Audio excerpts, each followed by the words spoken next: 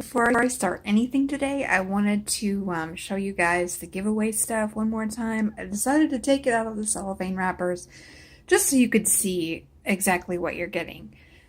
Giveaway winners will get the Zentangle kit, the Jelly Roll set of 3 pens, the One Zentangle a Day book by Becca Krahula, a nice journal for your Zentangling, which includes dotted grid paper, making it easier for some of those more geometric Zentangles.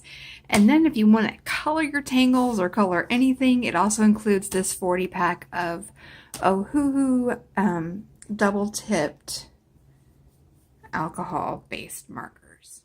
The way to be entered to win is to go back to day 15 and leave a comment on that post. I will link to that video in the description here and also at the end of this video, assuming I have figured out how to do end cards on YouTube.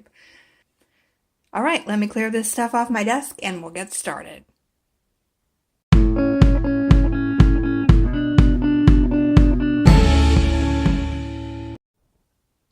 It's day 17 and we're just going to dive right into the patterns Vitruvius, Current, and Settling.